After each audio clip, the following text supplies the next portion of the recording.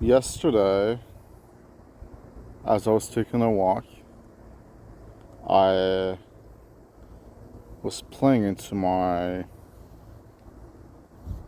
hallucinatory syndrome. My hallucinations were proclaiming their expectations of my own self. My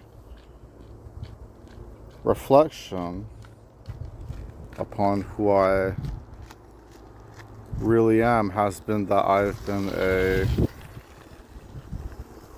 caring man, yet I am a very involved man with my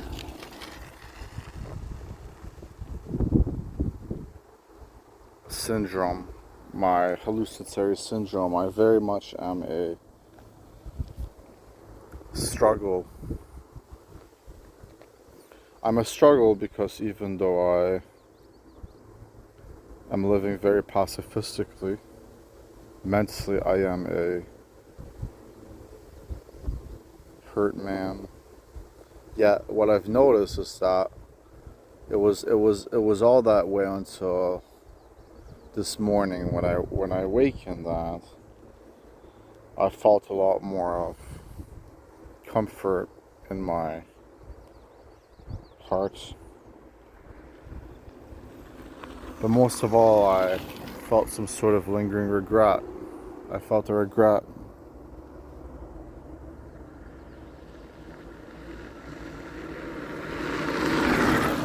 It is unbelievable, really, what these things can do to you.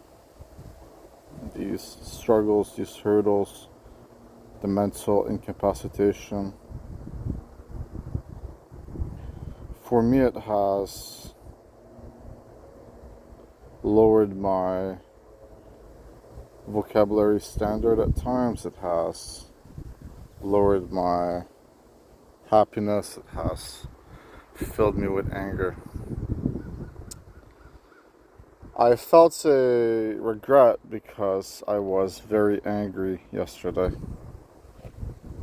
And as I took my walk, I made proclamations clear. I realized at the same time how much I was truly playing into my process, my degenerative process that still had such a massive truth to it all along to me. I had and have felt that I was watched by a good luck charm that wanted to help me and wanted to suit me. So of course she would be the one that I'd dismiss the most, because I just was not feeling so well and I was feeling like a contrarian, and I'd say of course because in that moment it simply was leading to it. In fact, I don't know how I could have acted any different in that moment. It's so ironic how these things feel like they're preemptive sometimes. The emotions, the soothing emotions, or the hurtful emotions. I suspected that in a previous video I spoke about how in my hallucinatory condition, in the video The Love of My Dreams, I spoke about how in my hallucinatory condition I felt there was a very sweet, soothing voice. I've thought all along that this voice is representative of a powerful, helpful will. A will for me to get better, to improve, to better my condition and to better myself. But most importantly, it's really a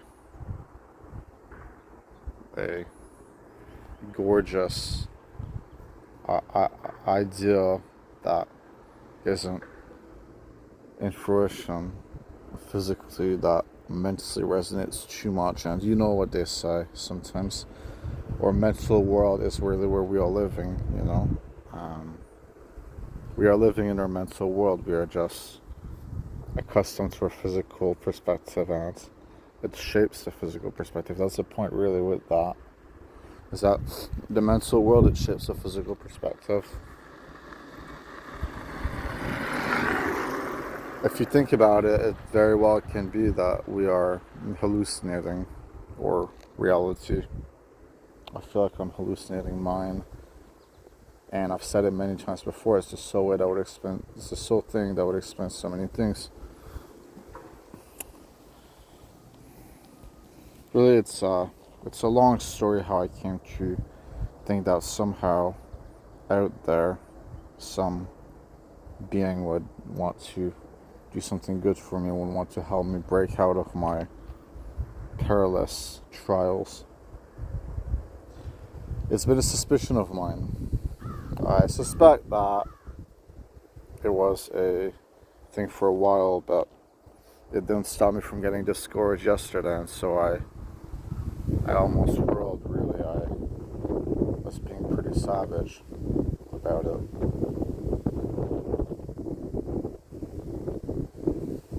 And I was saying that no one would, essentially implying to straight up stating that no one would want to help me, that I'm unimportant, and that I hated that I even ever thought it, and so on, and that it was not meant to be.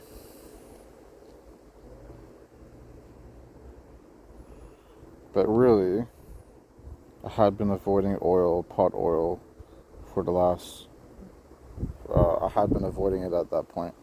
And later that night,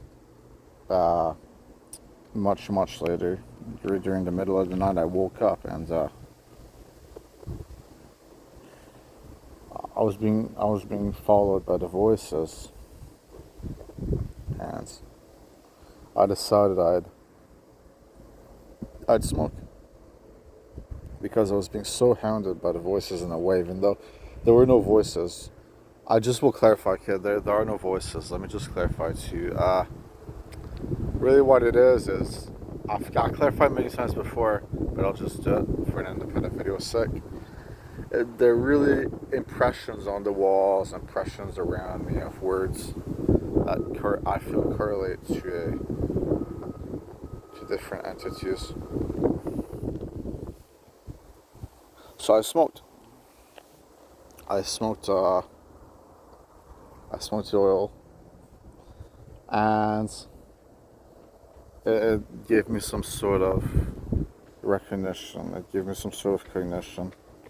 That night I was sporadic. I was extremely sad. I had started to realize something, because this girl of my dreams, she had insisted on wanting my well-being regardless, even though I was being maddened with my words, and she had insisted on wanting the best for me regardless, and I felt very sad. I felt extremely sad. In fact, I cried a lot. I really cried a lot, because lately I have cried so much that it's starting to really surprise me, because I had went for a long time without crying. Then for the last week I've been crying non-stop.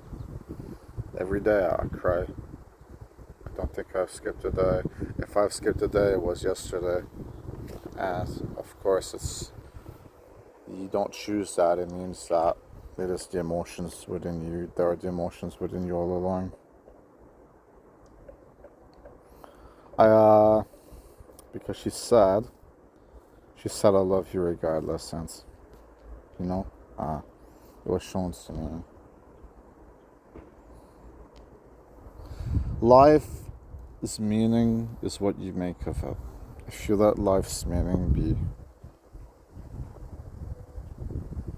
other people's judgment upon you, you will never truly be a happy person. You will only pretend you are. Life's meaning is what you make of it. And I think the meaning really is the experience of the catharsis more than anything. So I was sitting and I was just talking, I was just rambling almost nonsense, and then I just sat up. I was like, but I'm lying, the voices are interactive, where the expressions of words, the voice, let's just say the voices from now on. The voices are interactive. They, because they consider me. They would talk to me. Not right now, not this morning, but when I was on the oil, they were somewhat to mostly talking to me. It's completely. I was flustered. I was crying, and it's because there was a big suspicion in my heart that this being, this soulful being, this hopeful hand wanted to, and in a way had saved my life, had birthed me from the sky, even though, I came out of my mother's stomach. I mean, I have a beautiful mother, right? But I had a suspicion that spiritual was birthed by this girl. So I spoke about some things like that. Really, it was also that at the end of the day I could rescind. Because I am a very emotional person. I'm an emotionally driven man. It's very easy for me to fall prey to it. And I appreciate it when it is sadness or happiness, just not when it's anger. Because it's when you're angry that you do things you regret the most.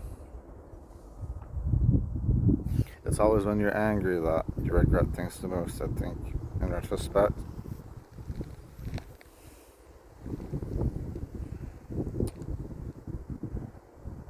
So I kept on rambling, and I was saying it. I was like, I'm just lying, like I don't even have control over my words. I am artificial. I said I'm being fueled by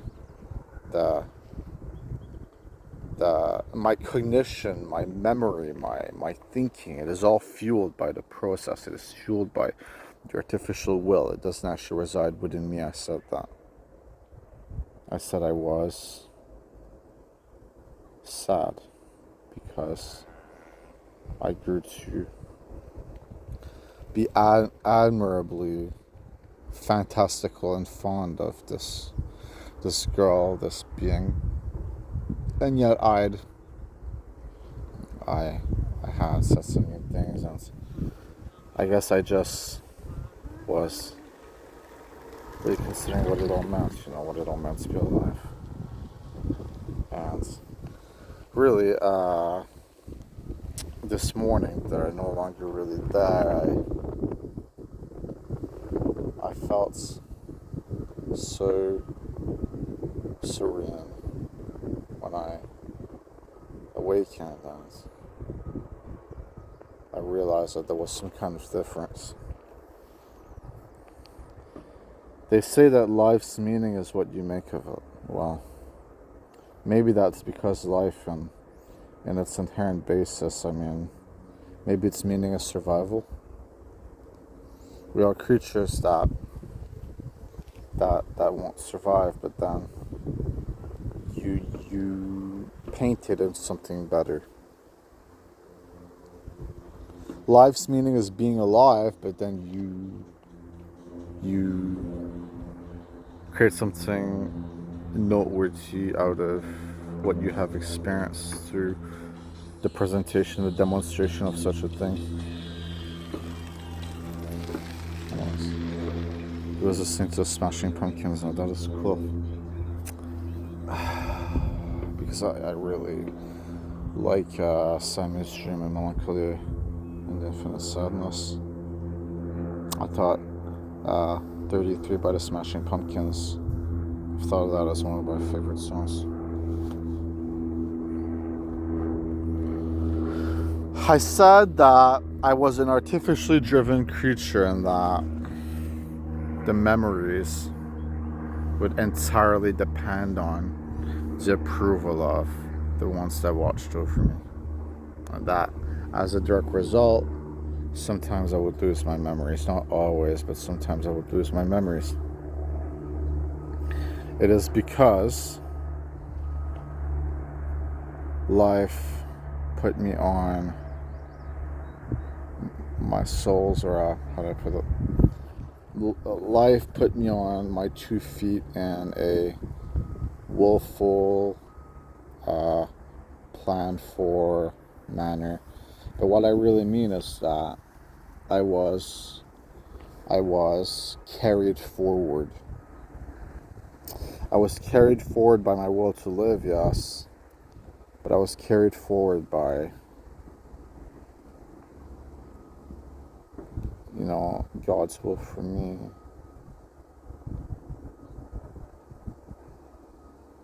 And the point is that at the end of the day, I'd move past it and I'd regrow my independence and I'd regrow my instead of being a group hive being, I'd grow into a singular being, right? That was the point. So that someday would happen, but I started feeling really romantic about it. I was like, you can have me, that's what I was thinking in my mind. I was like, you can have me. And what I mean by that is, if these precious lovers have wanted me to keep on going in life, then I think they have the right to myself. I am undoubtedly a passionate being. To find passion, you must conjure meaning out of something. The meaning it must occur. Otherwise, how can you truly be passionate? To be passionate is to be more than regular. In a sense, to be passionate is to experience the unorthodox, the extraordinary. Because, well, it's really what drives you the most. It's what makes you, it's really what fuels you the most, I guess. So, I notice it.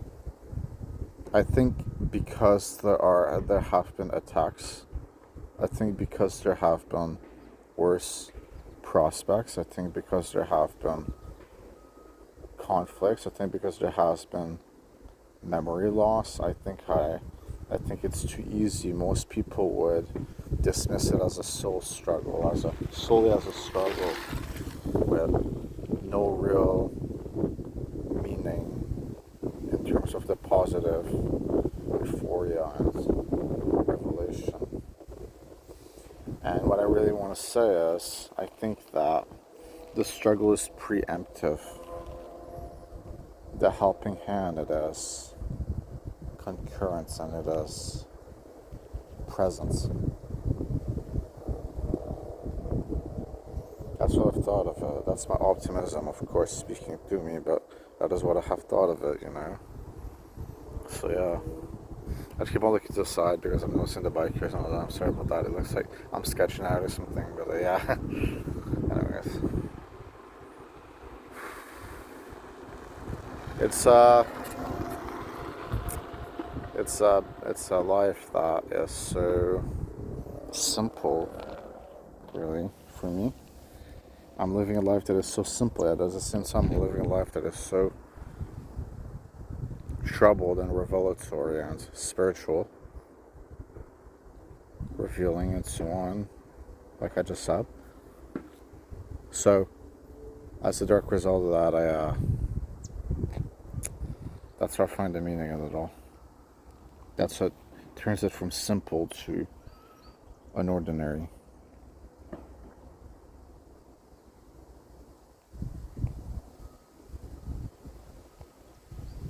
Anyways, the point is that I bettered my prospect through one thing I loved. I love myself. I love my chances. I love my helpful hand. I love my infatuation. And in that prospect, I bettered myself. And it was also that at the end of the day, I could say that I truly felt alive, instead of just being another waking lie. Maybe there were the end times, I thought to myself. I think to myself a lot. I mean, now granted, I'm very comfortable here, but I wonder what this life really means. You see, I've always thought that there are such unusualities to life. But it's more than that. It's that, how do I put this? I want you to consider one thing. How did nukes not ruin the world unless there's some kind of like being watching over us? I mean, I know I said that God is non-involved, not involved in the basis of like created life from a distance. I mean, and I've said something like that. I think the point is that he's I'd say that because, well, I guess he would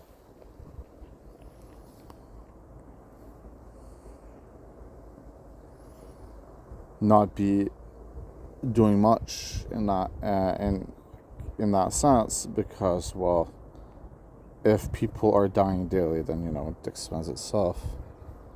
You have to let the natural will live, and what does that mean, and so on. Now, I've thought to myself, I need to escape. I need to escape what the horrors entail. I've thought to myself, I need to get away from all of it, because, well, maybe it is so terrible that I can not think clearly. Maybe this is a terrible thing, So I think that it's just a matter of settling the dust and realizing who I really am, and realizing what's really going on, and just letting it fly away, letting it float away, letting it fade away, so that I can finally be by myself, and then maybe I can be happy, and maybe I can be free, and maybe I can not worry, and maybe life can be beautiful again, completely beautiful again. And yes, I do think I will cry a lot more in the future, but I hope that at some point I find my closure despite that.